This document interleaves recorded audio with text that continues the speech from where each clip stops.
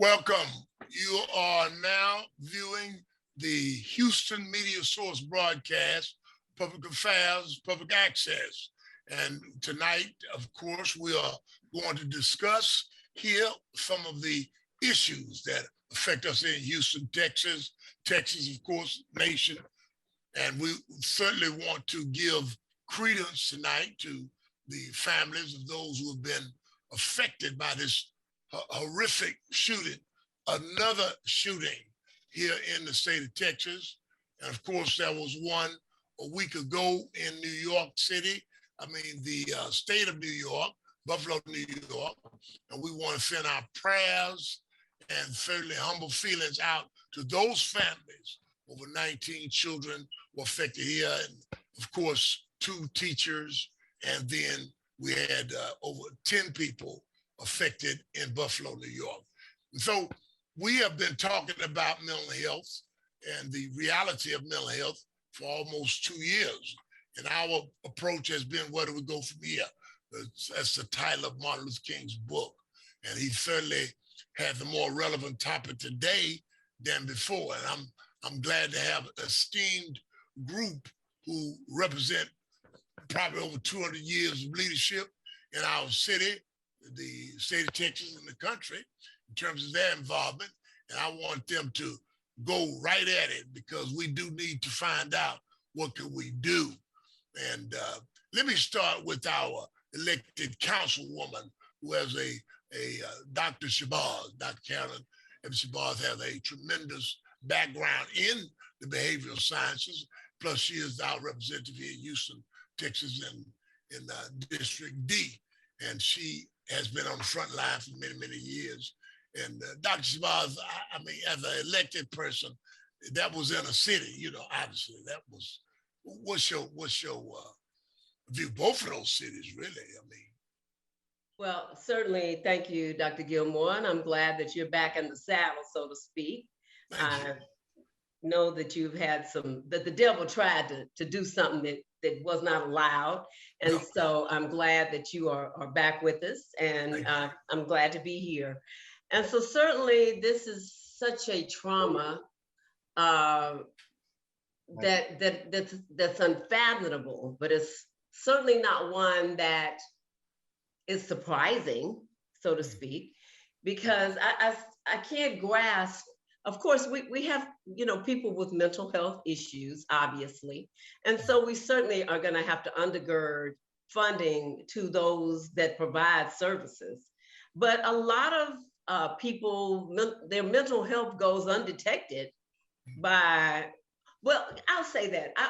We say it's undetected, but sometimes family members know that something's not quite right, but sometimes they're in denial, or they feel that they don't have the resources to be able to address. And then, of course, if they're adults, then you have to have some type of consent, unless you're going to have them committed and, saying that they're a danger to themselves or others. And still, the system does not keep them for a great deal of time. And so we're kind of like, some of those mental health facilities are revolving doors. They go in, they go out. They go in, they go out. But because it's very difficult not only to get people in front of a mental health professional such as Dr. Higgins, what responsibility do we as voters have? We always want to put the onus on elected officials.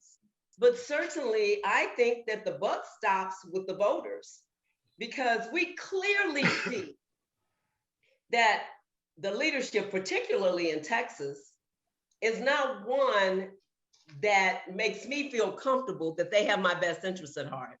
And I'm going to say, I try not to look at things as Democratic and Republican. What I said, we should not be divisive, we should be decisive regarding what benefits people. And when you have gun legislation that allows anybody to go and get a gun, but even further than that, why do you need an assault weapon? what is the purpose? You're not going to shoot an animal because you're going to decimate it. So why do we even allow those? And the only reason I can come up with is called money. Okay, people are getting these donations from the NRA or supporters of this irresponsible gun legislation, and they're getting it, and they're saying Second Amendment rights are being violated. But people, I don't know, when people give me donations as an elected, I tell them that if it's not for good government, then please keep it, because I will give you your money back. Now it might be trembling, like, oh, but I give it back, right? If I have given it back. But the deal is, and I'm going to say that people that are in higher offices sometimes don't realize who's giving them donations, because they're not, I'm a small campaign person. And so I know who basically has given me something. But when you have people that are in higher offices that are getting millions and millions of dollars, they may not know for the most part, but then they know how to find out who's supporting them. And certainly I think that the bottom line is it's money. And that is why people don't want to vote against legislation that will impact the agenda of the NRA. And that's just my story, and I'm sticking to it. Thank you. Very insightful, since we do have the NRA convention here this week in Houston, Texas. Dr. Higgins, you are one of the most outstanding psychiatrists that I know in the country, African American. You've written a couple of books and talked about this with the responsibilities you've had. I mean, you obviously, the issue of mental illness is all over the place. I mean, well, the thing is that, as Dr. Shabazz just stated, and thank you for the compliment, Dr. Gilmore, because you know several psychiatrists, so that makes me feel real good. Yeah. If people are not willing to go and vote, then the conversation just needs to stop. I told somebody, if you're not willing to go vote, don't talk to me about gun violence or mental health, because that is controlled by the people that we elect. It doesn't make sense that Texas statistically ranks 47th to 51st behind Puerto Rico in the amount of money that we spend on mental health. And then we allow these guns to be available, which are mass killing machines. So realizing that an AR-15 is not a gun that will shoot deer well. One, because it has to shoot multiple kicks, but two, it has a small bullet. Deer rifles have a long bullet, so you can't take down a deer with it. You can't take down a running boar with it. If you shoot a small animal, if you put all those bullets in it, you done messed up all the meat. So the fact is that this gun is only for killing humans, and it is the preferred gun for killing babies. And that's what it's being used for in the United States. You have a gun that's the preferred gun of kill children, and we won't do anything about it. And it serves no other purpose. You can't use it for personal use, because you can't pull it fast enough because it's too bulky. It is a gun meant to ambush and to kill.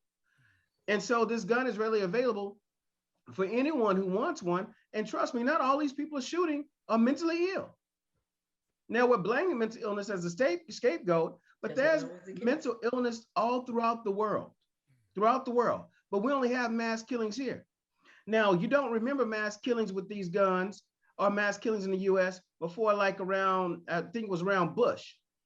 Why is that? Because those guns were illegal then. We only made these guns legal now. They've only become legal now. You didn't ever see the Black Panthers walking around with an M16 strapped across their chest, because those things were illegal. And so we've actually legalized a gun, this vehicle for mass killing. So when you look at the development of an 18-year-old brain, I just turned 18, 2 shooters, both 18 years old. One, peer influence is heavy. So the people you're talking to, the people that you're listening to, influence who you are. That's why I tell college students, who you hang out with is going to tell you where you're about to go. You walk into TSU and you hanging out with a group of people who are going to school, who are going to graduate, you're going to graduate. If you were hanging out with a group of folk about to get pregnant, or smoke weed or go to jail, That is where you're about to go at that age. So the influence of the internet, the desensitization of these games that kill. So they wonder how he learned how to use the gun. Well, only thing you got to do is play a video game. It actually shows you how to use the gun very proficiently because it's the same training that the military does. It's the same games. All right. So the problem is multifold, but it should not be shocking because they've tried to trick us into the idea that it's going to be okay. This is what's going to happen to live in a free society because we are America, and America allows people to have guns. And if somebody picks up one, decides to shoot somebody. And then the last thing I'll say something is about this issue of being evil. They say they want to put on that this kid was an evil person. Well, all right, it sounds like when you look further into his history, it sounds as if he had some other issues going on that should have helped us identify who he was. But trust me, he's not the only one out there with mental health issues or with behaviors or history of violence. So he has a history of violence. He has a history of acting up. He's outside of the margins. And now he has the ability to attain a mass killing machine with the brain of an 18-year-old. You're not supposed to be able to smoke weed at 18. Well, you're not supposed to smoke weed in the state of Texas. You ain't supposed to drink at 18. You can't rent a car below the age of 25. But you can go and buy 2 war machines with multiple bullets, and it doesn't flag anything in the state that something may be going on. And that is a shame. And what I would say is evil. The evil is with our governor, with our representatives, and I would say it is with us who are not willing to go out and vote and change anything. The fact is that we are not willing to go out and change these laws because it's easy to do. You vote people out who won't do anything for you, who are not keeping your community safe. So if you're not willing to do that, then the onus is on you. You are allowing, the public is allowing this to occur.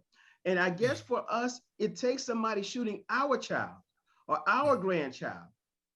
All right. It takes us to bury our own kids before we figure out that we can do something about this. But the fact is that you can do something about this coming November. You don't have to wait. All this can change. And I can tell you this much. If the governor knew that he may lose his governorship behind the vote, he would vote to change it too. But it's only until he knows that you're going to go out and vote to change this. But if the NRA is going to be the most powerful person because they're going to give more money, and then they convince us in this campaigning to either stay at home or to go vote for him, then it's on us. So make sure you go out there and vote. And if you're tired of this, go vote, and it changes a lot of things. Let me get the sociological view from Dr. Bobby Mills, who is one of our steadfast commentators. Dr. Mills? Well, Reverend Dr. Gilmore, thank you. It's a sin problem. It's a sin problem because when you do not understand that sin separates you from God, from the truth, you're a ticking time bomb. You'll do anything. And when you have a young man who is a high school dropout and lives with his grandparents, apparently, and he has the wherewithal to go and buy almost $5,000 worth of military-style weaponry to turn a school zone into a military war zone and kill up 21 people. And then he goes to his mother after spending near $5,000 on killing armament, asks his grandmother for $35 to pay his cell phone bill. And when she tells him she doesn't have $35, he shoots himself. Because when you shoot your grandmother, you just shot yourself, because you just shot the mother of your mother. So that's self-murder. So to me, it's not so much as a mental problem as it is a sin problem.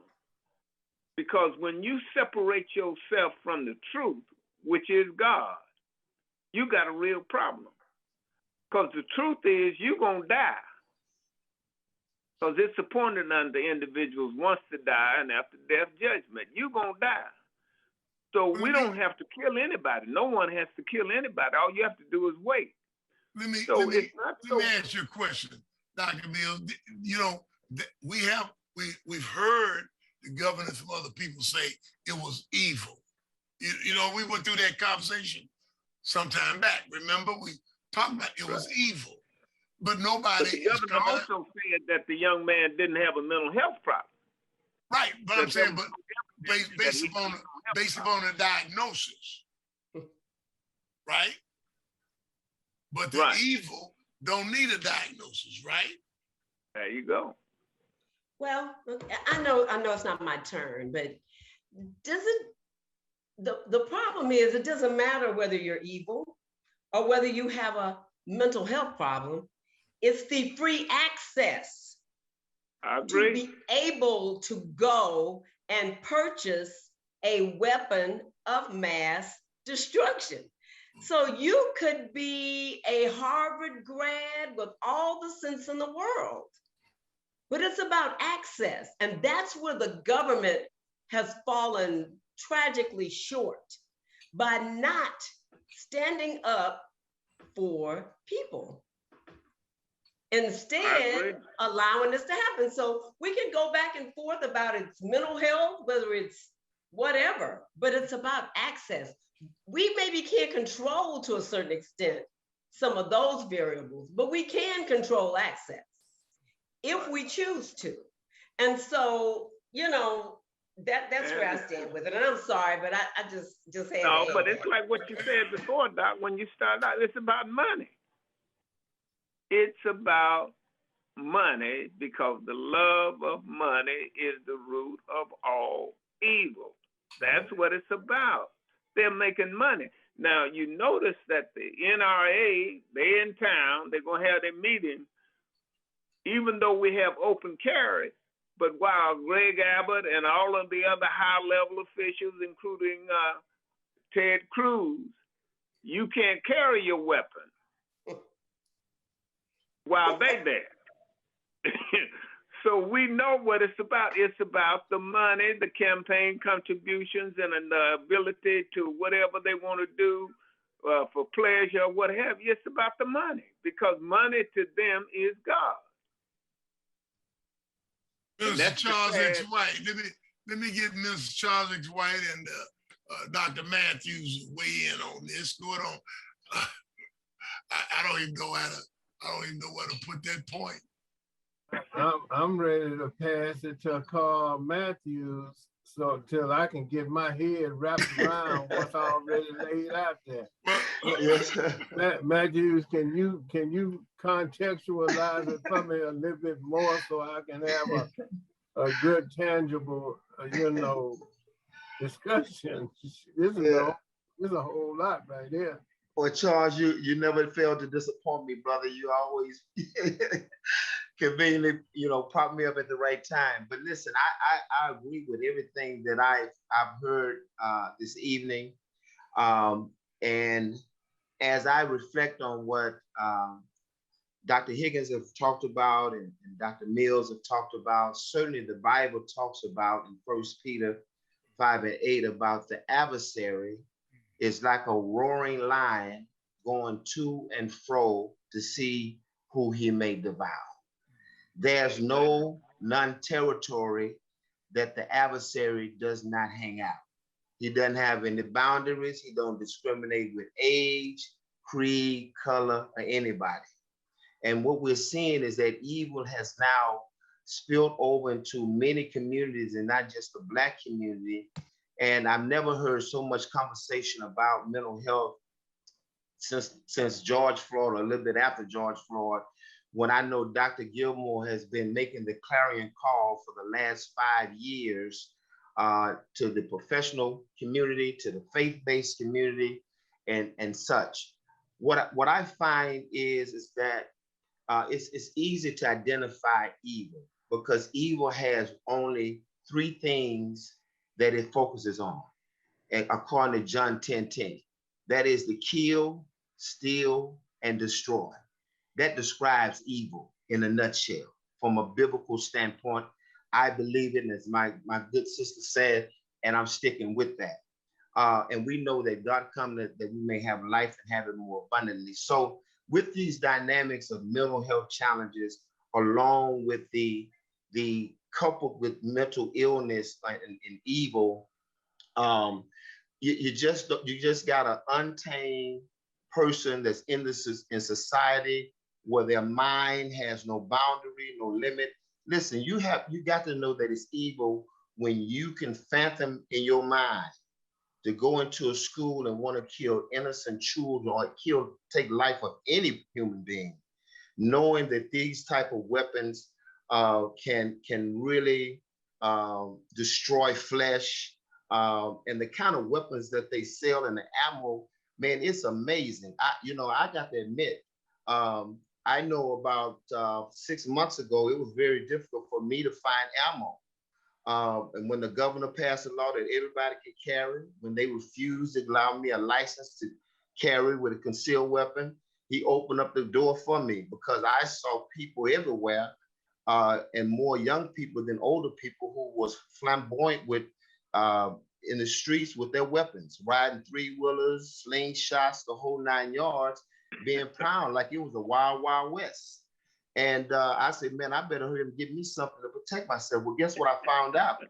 That Tuesdays and Thursdays, when the ammo was being sold, there were other people coming in buying slates of ammo. It was hard to get ammo because other people was buying it by the droves. They had already had pre-orders, and that was a huge expense. I was lucky to get maybe 2 boxes of any kind of ammo for my weapons. Let me interject, because I guess I'm going to the point Dr. Mills made about money, and the point that our councilwoman made in terms of, and Dr. Higgs made about voting.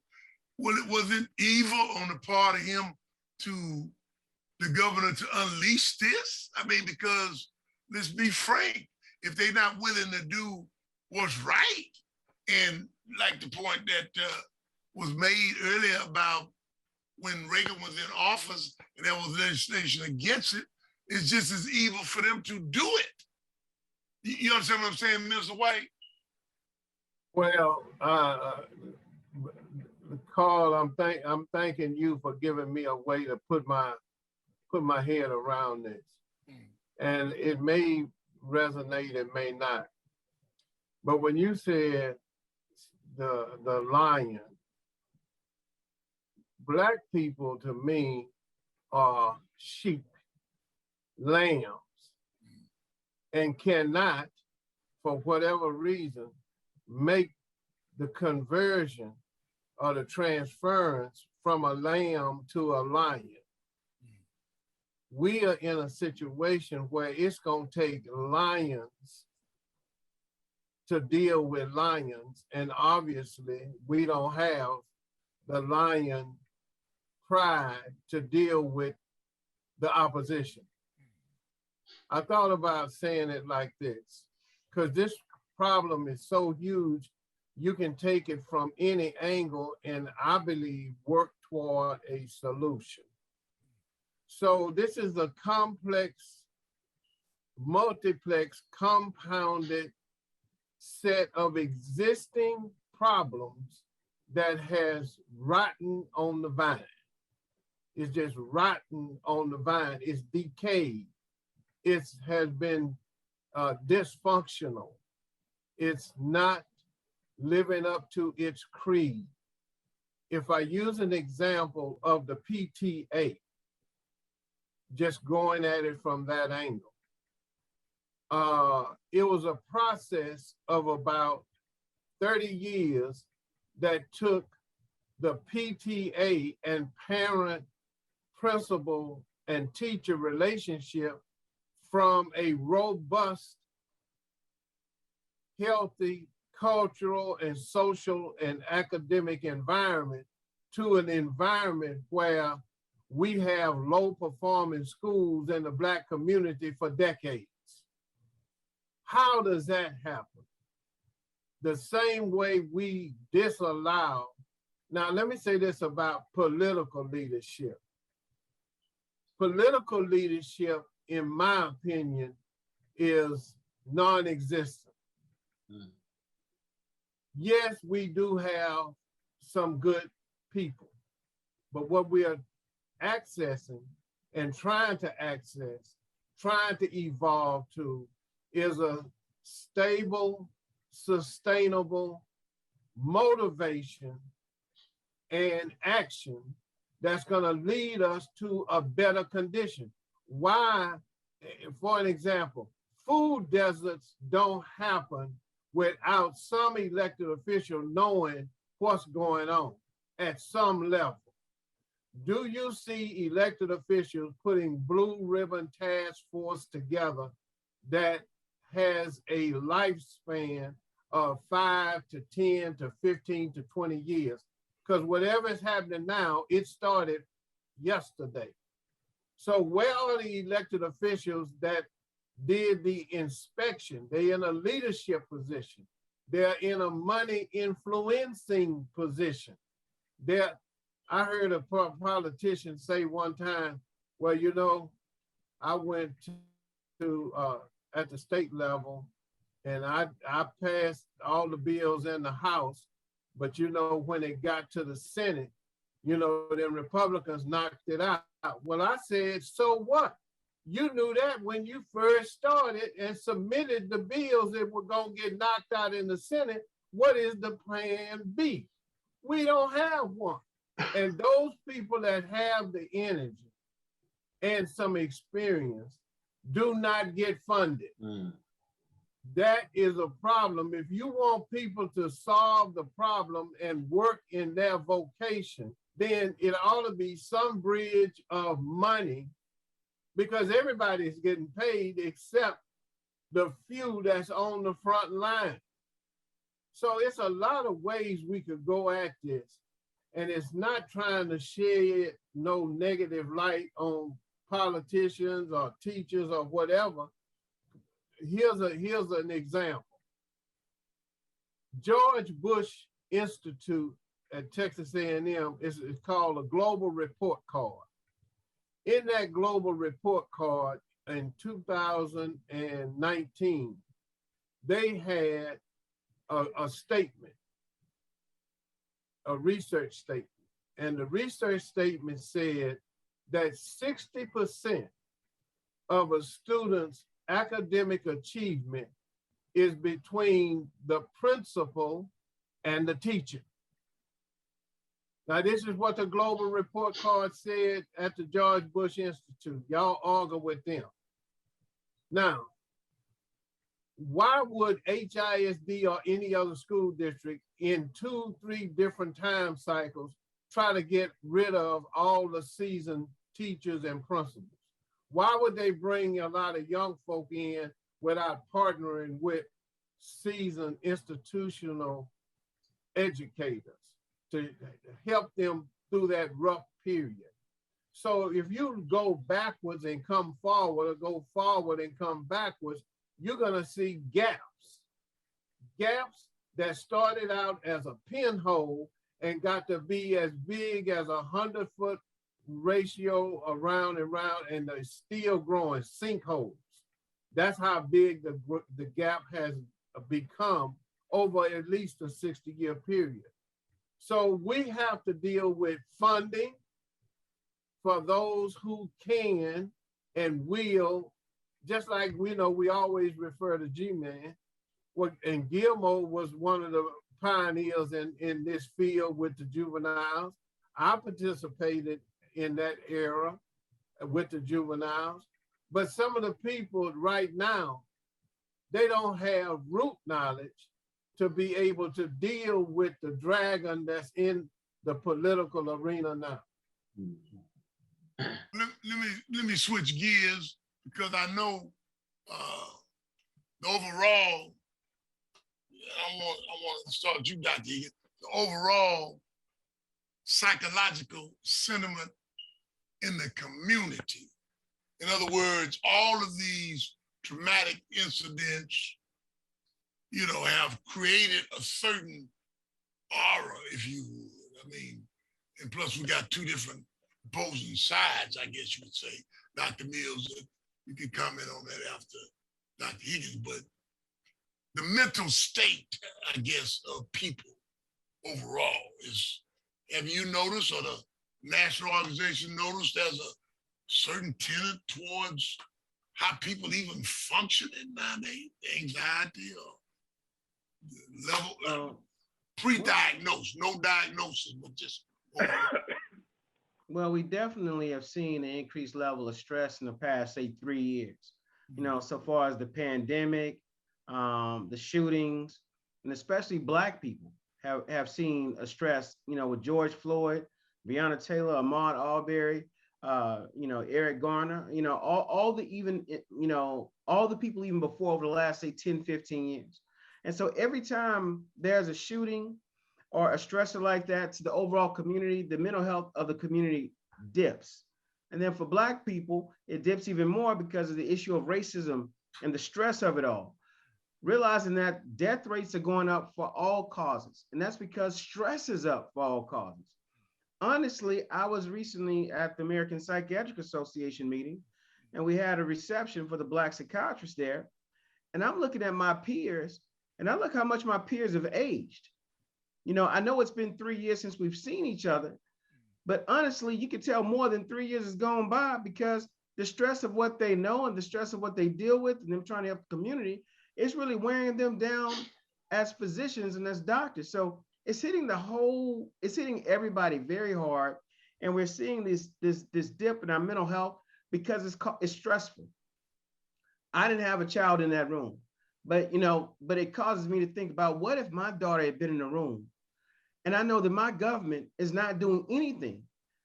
They're not protecting my child. They're actually opening up the floodgates so she could be shot. They're actually not doing the job they're supposed to do, so that children are more in danger because they can make money and be in political power if they continue to do what they're doing. And it makes you feel like the government is actually contributing to the issue. So I would say this overall issue, but also another thing we have to look at, we have to be putting money towards looking at the profile of the shooters. We hear it on the television, but we got to do that forensic evaluation to find out who are the people that are more likely to shoot and how do we identify them and what do we do about it. But the fact is that you're going to always have somebody who loses it, somebody who has a problem. And when I say losing it, I'm not saying you have a mental health issue. Something goes off. But as Dr. Shabazz said, it is the access to the weapon.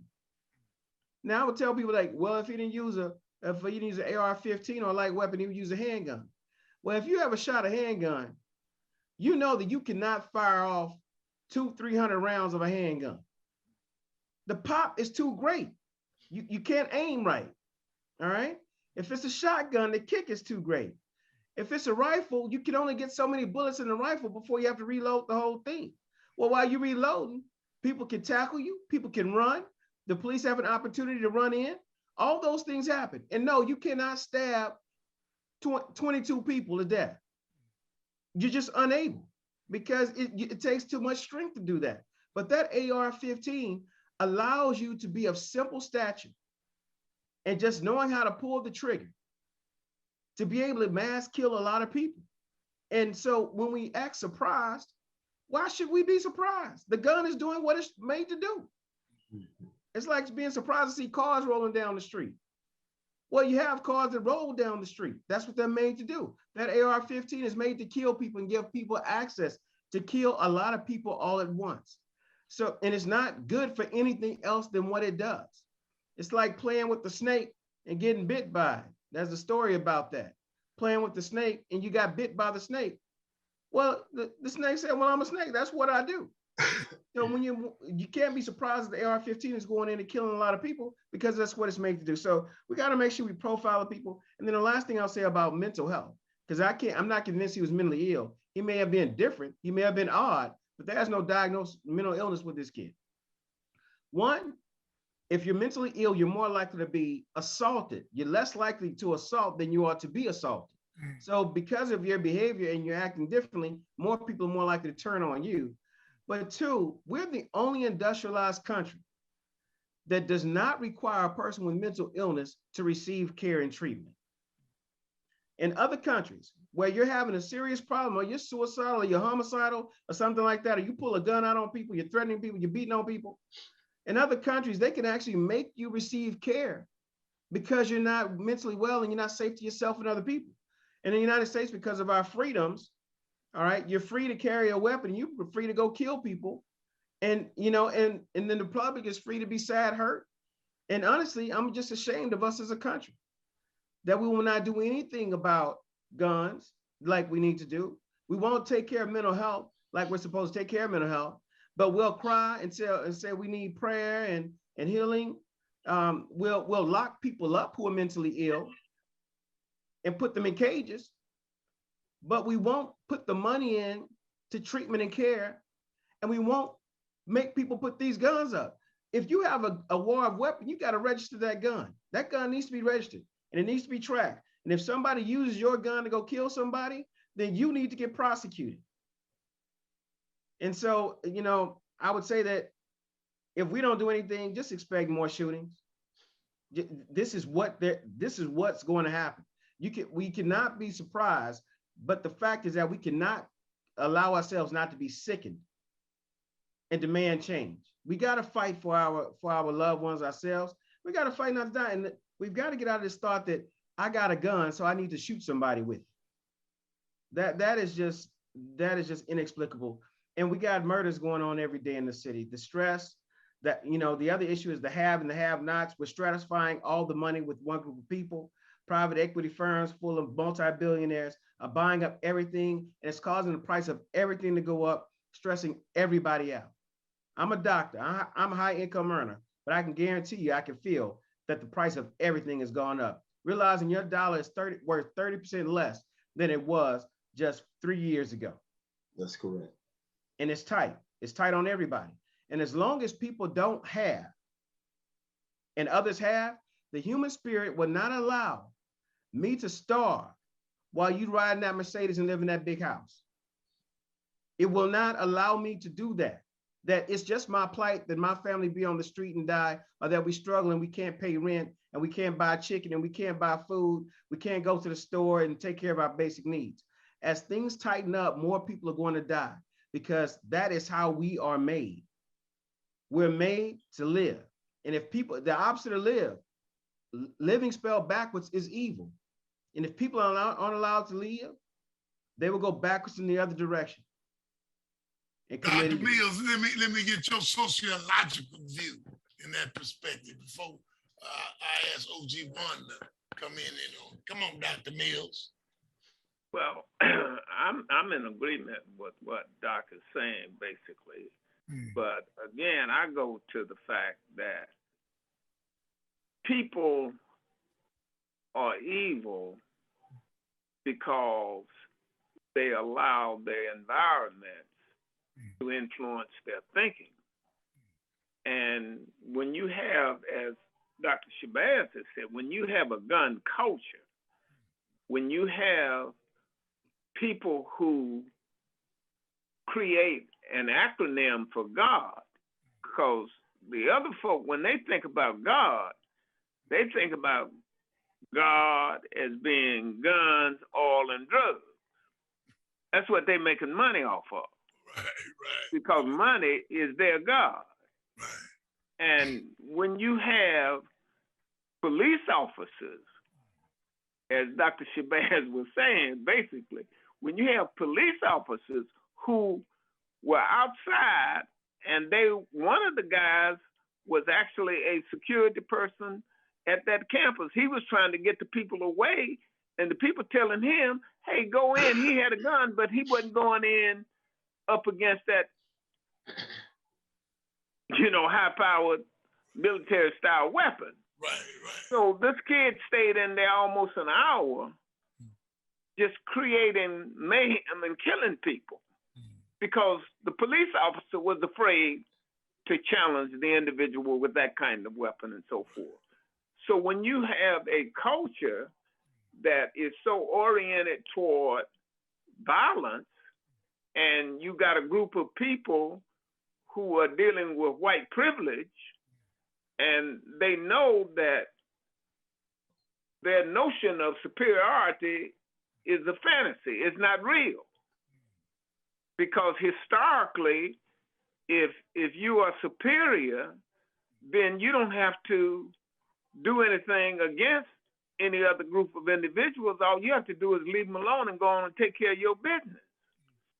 But the people who say that they are superior, they know, in fact, that they are not superior because there's too much evidence to the contrary. The slaves produce, that evidence, because look at who built the infrastructure of American society, and most of those people couldn't read or write English and so forth. So we know that there's something else going on other than people being mentally ill. See, people can say, and I'm gonna give you a good example. I used to work with a guy, and in fact, I got him a job, and we were in a university that was predominantly white, and he claimed that he flipped out dealing with these white people, and he went and got him a lawyer. This is the goddamn truth too. He went and got him a lawyer, and the lawyer convinced the people that they had driven him crazy. And they decided that they were not going to fire him and they would keep him on, but he could never come on the campus. So every payday, once a month, he would come on campus, pick up his check, and walk in the office and say, "I'm crazy."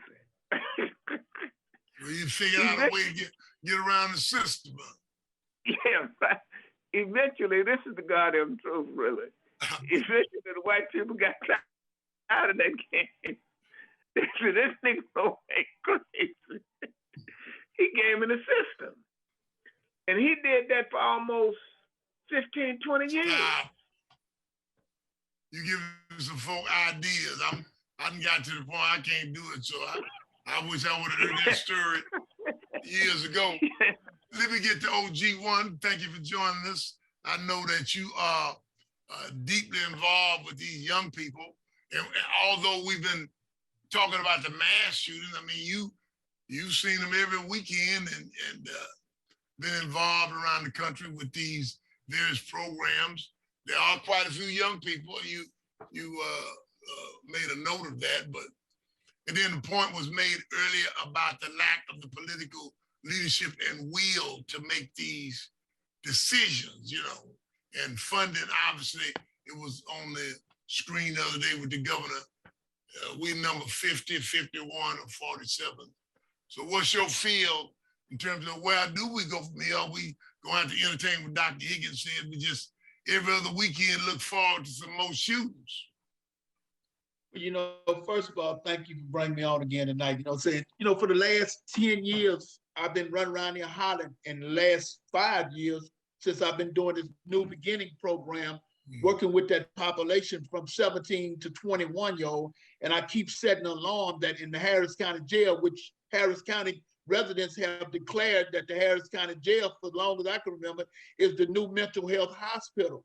And when we as citizens declare that the Harris County Jail is the new mental health hospital, as I go in there and work with those brothers from 17 to 21, 860 of them in the jail.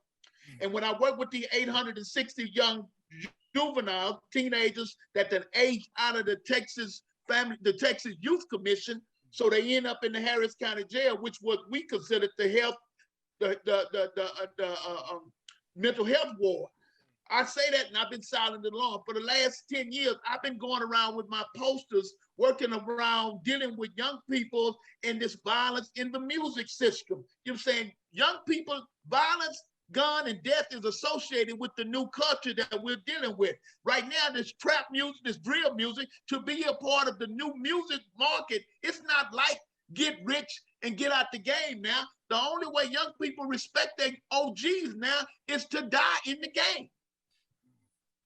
So most of the young people in this rap music and the gangster music dealing with the gun, the music, and the violence is a part of the new young culture. And we sitting around knowing that even with the young boy that did his study, his 5-month study to go into Buffalo, New York to kill them 10 people, he did a 5-month study by traveling there, going and studying the supermarket, looking at the video cameras. And when he came back streamlining. If you see the streamline is the same setup that Grand Theft Auto had.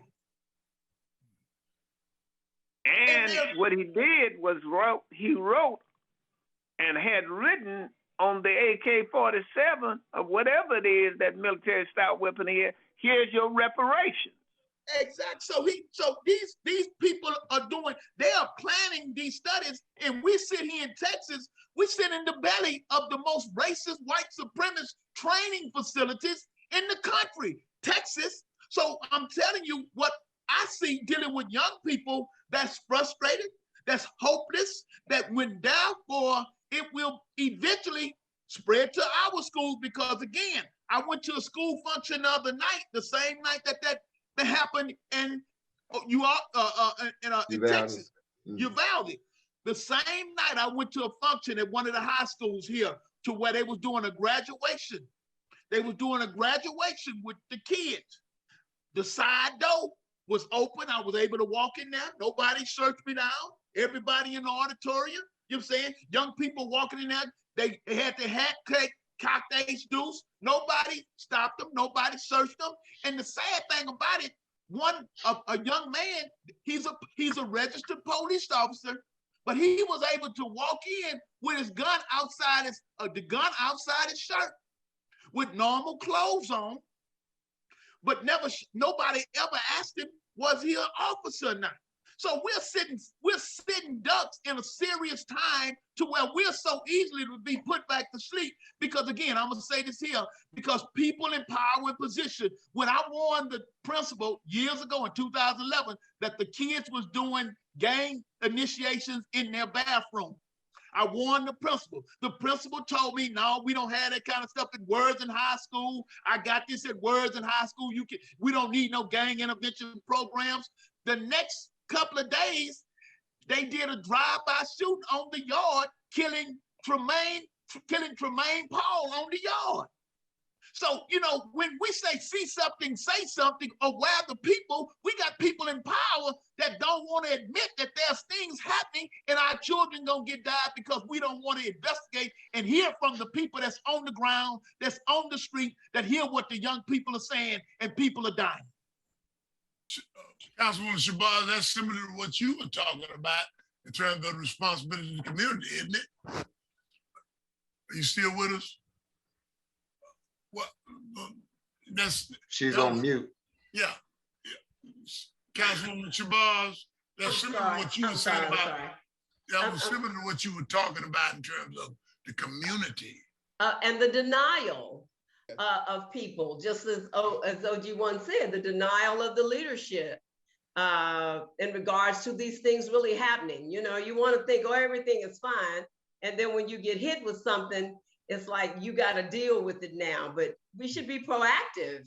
Yeah. If somebody who has conversations with young people comes to tell you something, you really should take it to heart and look into it. But that's the same thing with families, with people who have mental health issues. Sometimes I don't know if they internalize it and they think that if my son has a mental health problem that I broke him, or my daughter has a mental health problem. And so it's a denial thing, because as they go and they have mental health problems, you feel like it's going to be a reflection on you, instead of actually saying, well, let's look at this and let's see what is going on. And so consequently, it's very hard for me to believe that people who see somebody almost every day can detect nothing that would make them think that a person would take that route to go and pick up a gun and go and kill someone. And it just disturbs me so when we get back to these guns. I just was sickened when I realized that they were asking these parents for DNA. which consequently meant that these children's bodies were so mutilated by this firepower that they had to use DNA to identify them. I mean, whew, that's just hard to even think about. Well, But, Dr. Matthews, give me your view from the perspective of the church. I mean, obviously, it's not new in the church, some of these, incidents. No, what it's happened quite. what happened in, these churches, our churches. And It's quite interesting what everyone's perspective is, man, and it's so on point. Because in my observation, I was reading a book by a brother named Rajin Prasad, who describes the personality of leadership that does not adhere to the community's call when they make the appeal about incidents or situations and crises in the community. He describes that personality as a psychotic racial personality. And with that being said, I reached out to Crime Stoppers about 2 months ago, made appeal with them to work with the faith-based community to come up with an initiative that the faith-based could work along with them, since they are against crime. And since one of the organizations that I'm affiliated with is against crime, and me just being involved in the community, recognizing the increase of crime, I thought it would be a good marriage. They set meetings and they counsel meetings. And I find them falling in that same category because they was pushing another agenda with the bond issue and not really ready to deal with something from a preventive perspective. Just last week, I contacted the governor's office from the faith-based community because I said, public safety should be for everyone, everywhere. But certainly when you go to your synagogue, your mosque, or your church on Sunday, you don't want to have to worship with one eye open and one eye closed. We need to have some kind of safety net to know that we can really detox, receive the spiritual wellness that we need to deal with all the other dynamics, those who are mentally ill and affected in our communities, dealing with the increases Dr. Higgins talked about, with high rates, inflation, gas prices increasing. I go to the grocery store now for about 5 items, I'll spend $150. I know that it's off the chain. You understand? But the point is that, when you have leaders, stakeholders that's supposed to be representing us that refuses to adhere to those of us who live in the community, because they don't live in these communities. They drive back out to their communities and refuse to hear our appeal and suggestions. I think that displays, as you talked about, Brother Charles, the grade report, they deserve an F in class. They're flunking across the board because they're not adhering. It's like they were. And I'm gonna tell you something else I'm sensing when I reach out to them, they have this melody voice of like they appreciate the call, but also I'm sensing the spirit of you out of your lane. You have no right to be calling us to talk about what your idea is or what you feel that should be supposed, because we run this, we have all the answers. When we in the city of Houston have meetings to talk about crime, the faith-based community wasn't even invited to the table to talk about how we can be involved. Yet you come to the faith community when you're ready for the faith vote. When it's time to talk about monies that come from federal, state, local municipalities, you don't think that the faith-based community have a right to participate in that, to set up a real wellness. Because guess who got to deal with the grief after those kind of shootings and crimes and crises take place in our communities? The funerals are not being held on the block, on the street corner, in the lounge at Cafe 4212. They held in the church. And then the faith community must galvanize themselves and wake up and say, hey, listen, we need to implement a health and wellness ministry that's real, that can have partnerships with universities, with the professional community like Dr. Higgins Group and others alike, the healthcare system so that we can implement something to have that's measurable, sustainable, and outcomes, because we know what's happening in our communities. And if we can facilitate and we can provide a space for these kind of real discussions, guess what we can do? We'd be a good source to be able to communicate with other entities, agencies, to curtail some of this stuff. May not get it all, but we would be able to make an impact in some aspect. Mr. White, you've seen this before, haven't you? You've seen it before. We repeating ourselves. 1988, 1986, 87. Are we repeating ourselves? Yeah. Yeah, it's a shame. If wherever we start to address the problem, if we work back toward the center, we will always address the future. I know a reference was made to the government, but the government is made up of people. And the people that are in the government are the people that hold the lifeline to the resources that go or not go into the community. It's not the people and the residents and the voters. We had a teletown the other night, and one of the ladies that does the phone calling for us to invite people to the teletown, she said, I don't want to talk about crime because they're not going to do nothing about crime. I've been living with crime all my life.